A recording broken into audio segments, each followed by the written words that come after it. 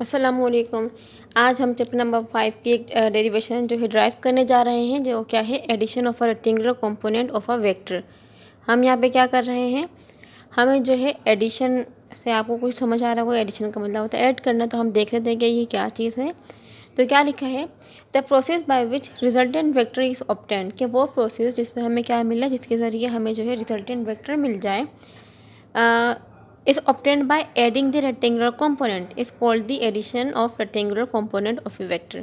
तो क्या होगा कि जब हम रेक्टेंगुलर कंपोनेंट को ऐड करेंगे, रेक्टेंगुलर कंपोनेंट के ऐड करने से जो हमें रिजल्टेंट वेक्टर मिलेगा, ठीक है, तो उस प्रोसेस को हम क्या कहते हैं, उस प्रोसेस को हम कहते हैं addition of a rectangular component of a vector.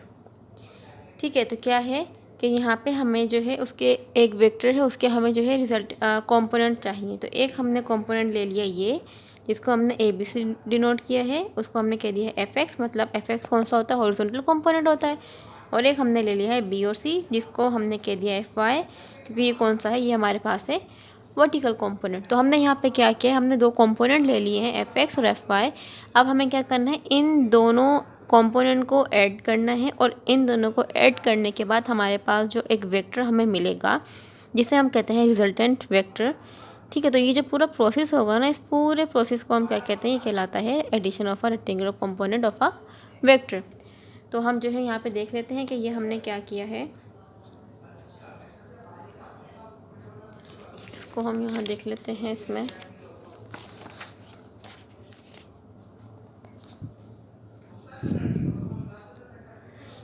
यहाँ पे एक्सप्लेनेशन में यहाँ पे क्या लिखा हुआ है कि consider rectangular component F X and F Y represented by the line A B and B C respectively.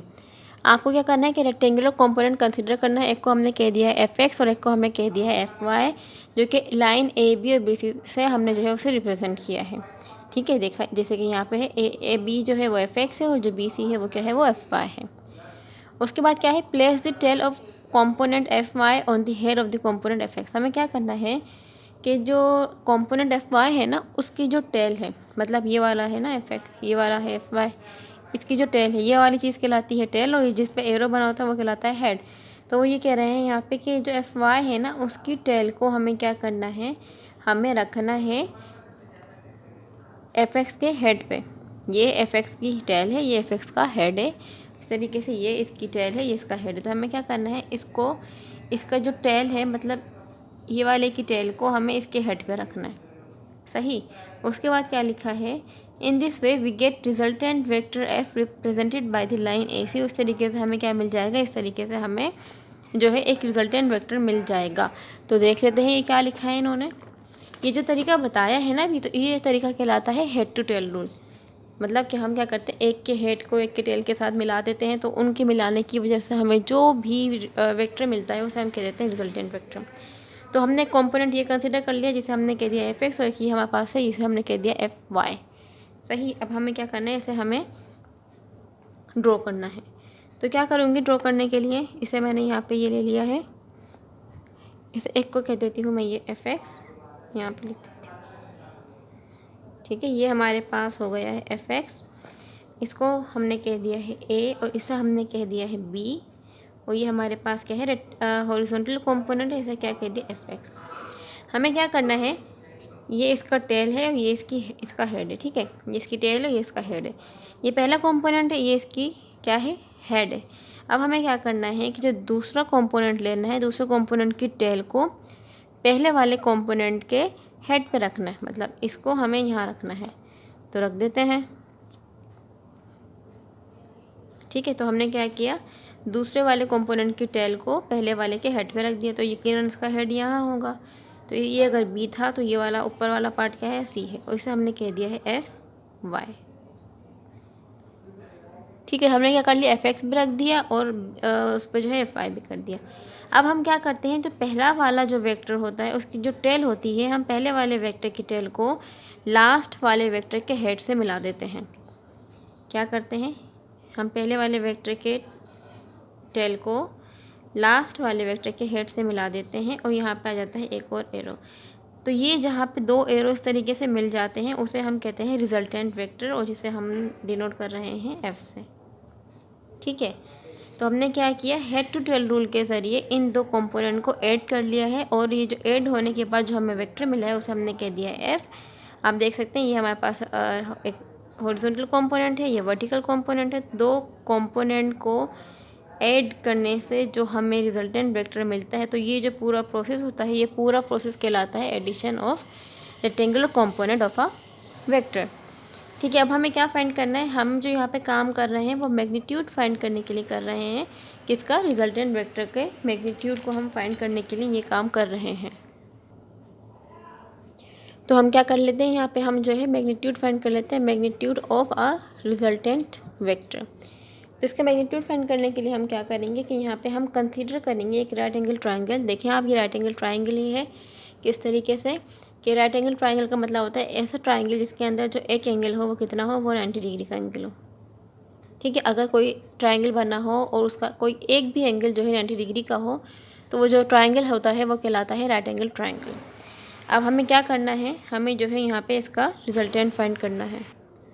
तो हमने क्या किया, यहाँ पे एक राइट एंगल ट्राइंगल को कंसीडर कर लिया। और आपको एक बात याद रखनी है कि जब भी कोई जहाँ जो है राइट एंगल ट्राइंगल हो हमारे पास, तो हम क्या कर सकते हैं, वहाँ पे एक पाइथागोरस थ्योरम अप्लाई कर सकते हैं। और पाइथागोरस थ्योरम कहाँ पे अप्लाई होता है, जब भी एंगल कौन सा हो, जब भी किसी ट्राइंगल मतलब वो राइट एंगल ट्राइंगल होना चाहिए, ये एक शर्त है। अगर हमारे पास राइट एंगल ट्राइंगल होगा तो इसका मतलब ये है कि हम वहाँ पे पाइथागोरस थ्योरम को अप्लाई कर सकते हैं। और राइट एंगल ट्राइंगल क्या होता है, राइट एंगल ट्राइंगल का मतलब ये होता है कि ऐसा ट्राइंगल जिसके अंदर कोई भी एक एंगल जो है वो 90 डिग्री का हो। तो क्योंकि यहाँ पे ये जो है ये 90 डिग्री का भी एंगल है, तो ये वाला जो है ये क्या कहलाएगा, राइट एंगल ट्राइंगल कहलाएगा। तो हम क्या करेंगे, उसका मैग्नीट्यूड को फाइंड करने के लिए हम करेंगे कि apply Pythagoras theorem at the right angle triangle ABC। हम ट्राइंगल ABC जो कि एक राइट एंगल ट्राइंगल है उसके ऊपर पाइथागोरस थ्योरम जो है अप्लाई कर रहे हैं। अब ये क्या है, पाइथागोरस थ्योरम वो भी देख लेते हैं। उसका मतलब ये होता है, मतलब जो थ्योरम है उसके अकॉर्डिंग क्या होता है कि Y P hypotenuse square equal होता है बेस स्क्वायर प्लस परपेंडिकुलर का स्क्वायर। ये जो इक्वेशन है हमारे पास, ये कहाँ से आई है, ये हमारे पास आई है पाइथागोरस के ज़रिए।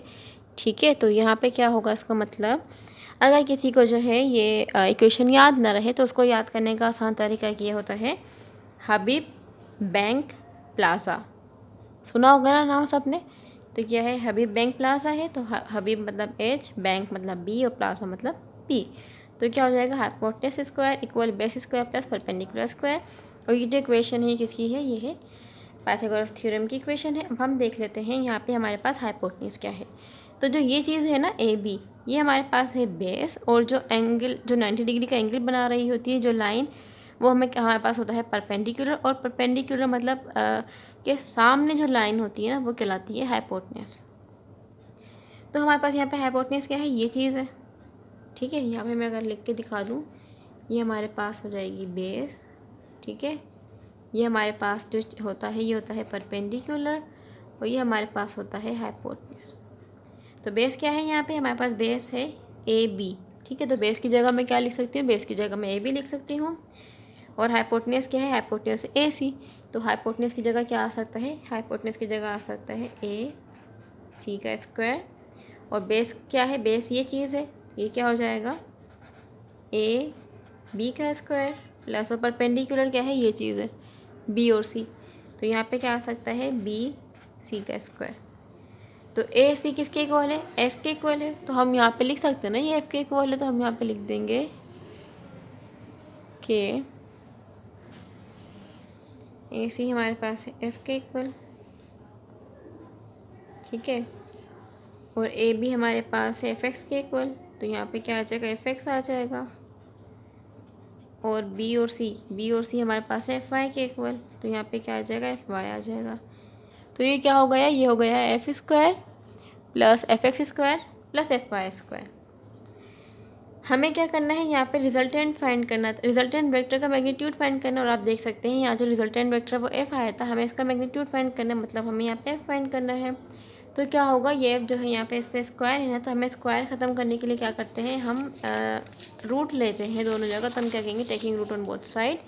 तो रूट लेने की वजह से क्या होगा जब हम दोनों जगह रूट ले लेंगे तो ये होगा कि जो हमारे पास एफ स्क्वायर था उस पर भी हमने रूट ले लिया इक्वल, और जो था F X square plus F Y square, इस पर ये हो गया रूट।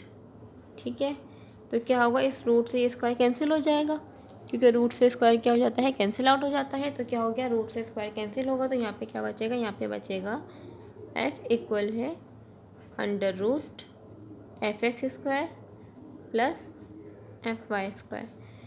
तो ये हमारे पास क्या आ गया, रिजल्टेंट वेक्टर का मैग्नीट्यूड आ गया। इसका मतलब ये होगा कि अगर हमें माफ़ कीजिएगा अचानक से लाइट चली गई थी, तो ये डेरिवेशन कंप्लीट कर लेते हैं। हम कहाँ थे कि हमने जो है क्या कर लिया है, हमने रिजल्टेंट वेक्टर का मैग्नीट्यूड फाइंड कर लिया। अगर हमें रिजल्टेंट वेक्टर का मैग्नीट्यूड फाइंड करना होगा तो हम क्या करेंगे कि हमारे पास जो वर्टिकल कंपोनेंट होगा और जो हॉरिजॉन्टल कंपोनेंट होगा उन दोनों का हमें क्या करना पड़ेगा, उनके मैग्नीट्यूड का हमें स्क्वायर लेना पड़ेगा। स्क्वायर के बाद हम क्या कर लेंगे, अगर उसका अंडर रूट ले लेंगे तो हमारे पास क्या आ जाएगा, हमारे पास मैग्नीट्यूड आ जाएगा रिजल्टेंट वेक्टर का। अब हम फाइंड कर लेते हैं डायरेक्शन, कि ये जो रिजल्टेंट वेक्टर हमारे पास आया है उसकी क्या डायरेक्शन है। तो हमें क्या करनी है, हमें अब डायरेक्शन फाइंड करनी है। जो रिजल्टेंट वेक्टर हमारे पास आया है अब उसकी डायरेक्शन क्या है, हमें वो डायरेक्शन फाइंड करनी है। तो हम क्या करेंगे, हम दोबारा जो है कंसिडर करेंगे राइट एंगल ट्रायंगल ABC को। ठीक है, तो हम यहाँ पे डायरेक्शन फाइंड करने के लिए टेन थीटा का फॉर्मूला अप्लाई करेंगे, और हमें पता है कि टेन थीटा इक्वल होता है, मतलब टिल पेंटेड था मतलब परपेंडिकुलर, ब्राउन मतलब बेस। ठीक है, तो हमारे पास टेन थीटा का फॉर्मूला क्या आ गया, परपेंडिकुलर अपॉन बेस आ गया। और हमें पता है हमारे पास जो परपेंडिकुलर है वो क्या था, वो हम देख लेते हैं। यहाँ पे परपेंडिकुलर हमारे पास यहाँ पे क्या है, हमारे पास ये है B और C है। तो परपेंडिकुलर की जगह मैं B और C लिख सकती हूँ, और बेस की जगह मैं लिखूँगी AB। तो ये क्या हो जाएगा, BC अपॉन AB। तो यहाँ पे लिख देते हैं, ये हो जाएगा tan theta equal BC upon AB। तो इसको मैं दोबारा लिख देती हूँ, टेंजेंट थीटा इक्वल BC किसके इक्वल है, BC देखें ये रहा B ये रहा C। तो इस BC की जगह हम FY लिख सकते हैं, और AB की जगह हम क्या लिख सकते हैं, AB की जगह हम लिख सकते हैं FX। तो अब ये क्या हो जाएगा, FY अपॉन FX। तो यहाँ लिख देते हैं, ये हो जाएगा FY अपॉन FX। क्योंकि हमें डायरेक्शन फाइंड करनी है, डायरेक्शन का मतलब होता है जो थीटा, ये जो एंगल है हमें ये फाइंड करना है। तो ये क्या होगा, जो टेंजेंट थीटा है ये वहाँ जाके इन्वर्स हो जाएगा। तो थीटा हमारे पास इक्वल हो जाएगा tan inverse FY upon FX। तो ये हमारे पास क्या आ गया है, ये हमारे पास जो है डायरेक्शन आ गई है, किस चीज़ की, रिजल्टेंट वेक्टर की डायरेक्शन आ गई है। वो किस तरीके से आई है कि अगर हमें जो है उसके इसके जो कंपोनेंट है, अगर हमें वो कंपोनेंट मालूम हो, मतलब FX और FY मालूम हो, तो हम क्या कर सकते हैं, हम उसका जो है टेंजेंट इन्वर्स फाइंड करके हम जो है डायरेक्शन फाइंड कर सकते हैं रिजल्टेंट वेक्टर की। तो अभी जो हमने डेरिवेशन सॉल्व की है वो क्या है, वो है हमारे पास addition of rectangular component of a vector. इसमें क्या होता है, इसमें हमें क्या करना होता है कि ये वो प्रोसेस है जिसमें हम क्या करते हैं कि हम जो है रेक्टेंगुलर कंपोनेंट को ऐड करके जो हमारे पास रिजल्टेंट वेक्टर आता है, तो जो प्रोसेस है ना, ये पूरा प्रोसेस कहलाता है addition of rectangular component of a vector. तो इसमें हमने क्या किया था, इसमें हमने दो कंपोनेंट लिए थे, एक था FX जिसे हम कहते हैं हॉरिजॉन्टल कंपोनेंट, और एक था FY जिसे हम कहते हैं वर्टिकल कंपोनेंट। तो हमने क्या किया, हेड टू टेल रूल के ज़रिए उन दोनों कंपोनेंट को ऐड किया, और ऐड करने के बाद जो हमारे पास रिजल्टेंट वेक्टर आया F, उसे हमने जो है, अब हमें उसका जो है मैग्नीट्यूड फाइंड करना था। तो क्योंकि ये राइट एंगल ट्रायंगल था, तो हम यहाँ पे क्या करेंगे, यहाँ पे हम पाइथागोरस थ्योरम अप्लाई कर देंगे। और पाइथागोरस थ्योरम जो है मैंने आपको बताया है, याद करने का तरीका क्या होता है, हबीब बैंक प्लाजा, मतलब हाइपोटेनस का square equal base square plus perpendicular square. हमने क्या किया, वैल्यूज पुट की, और इस तरीके से हमारे पास जो है रिजल्टेंट वेक्टर आ गया। फिर हमें डायरेक्शन फाइंड करनी थी, तो डायरेक्शन फाइंड करने के लिए क्या किया, हमने जो है टेंजेंट थीटा का फॉर्मूला अप्लाई किया, और वहाँ पे वैल्यूज़ पुट करके हमने थीटा मतलब एंगल फाइंड कर लिया है। ये हमें क्या बताता है, जो एंगल है ये हमें उसकी डायरेक्शन बताते हैं किसी भी वेक्टर की। तो अगर इस में आपको कोई भी कन्फ्यूजन या प्रॉब्लम हो तो आप मुझसे पूछ सकते हैं। अल्लाह हाफिज़।